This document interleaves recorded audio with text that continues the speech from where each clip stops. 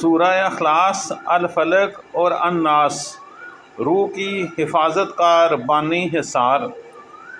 تمہید قرآن، روحانی تحفظ کا نظام۔ قرآن مجید صرف ہدایت کی کتاب نہیں بلکہ روح کی حفاظت کا ایک نورانی کوڈ ہے۔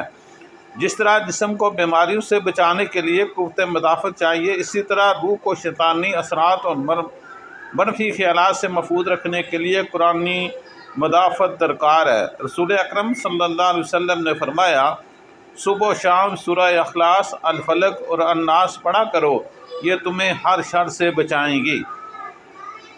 یہ تینوں صورتیں مل کر ایک روحانی حفاظتی دائرہ بناتی ہیں۔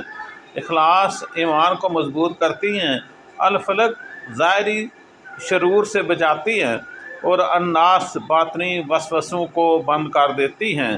صلو علی الحبیب صلی اللہ تعالی علیہ وسلم۔ سورہ اخلاص، توحید کی روشنی۔ یہ سورت اعلان وحدت ہے۔ قل هو اللہ احد، وہ ایک ہے، بے نیاز ہے، کسی کا محتاج نہیں۔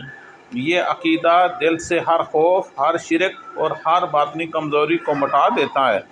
جب انسان صرف اللہ پر بھروسہ رکھتا ہے تو اس کی روح ایک مرکز پر قائم ہو جاتی ہے اور وسوسے دم توڑ دیتے ہیں۔ اللہ تعالی ہمیں سورہ اخلاص پڑھنے کی توفیق عطا فرمائے۔ سورہ فلق، اندھیروں سے نجات۔ قل اعوذ برب الفلق، میں صبح کے رب کی پناہ مانگتا ہوں۔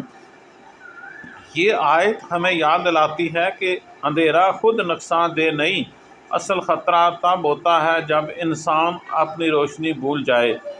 یہ سورہ انسان کو حسد، نفرت، جادو اور ہر ظاہری منفی قوت سے محفوظ کرتی ہے۔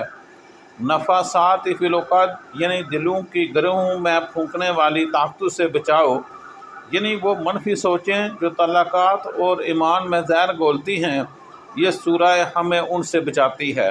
سورہ الناس، دل و دماغ کا حصار۔ یہ سورت باطن کے دشمن یعنی وسوسے کے خلاف ڈال ہے۔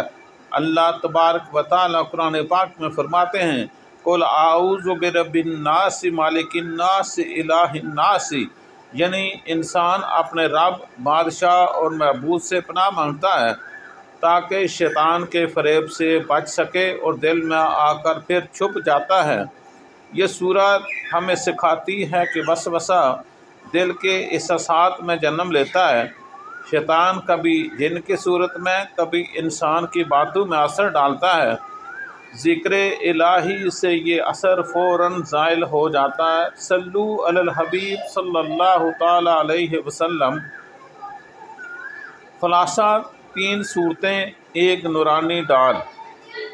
سورہ روحانی اثر، حفاظت کی نوعیت، اخلاص ایمان کی وحدت، عقیدے کی حفاظت، الفلق روشنی اور امن بیرونی شر سے بچاؤ، الناس ذہنی و روحانی صفائی، باطنی وسوسوں سے بچاؤ۔ جب مومن دل سے ان تینوں صورتوں کی تلاوت کرتا ہے تو اس کے اندر ایمان، روشنی اور اطمینان کی ایسی فضا قائم ہو جاتی ہے جسے کوئی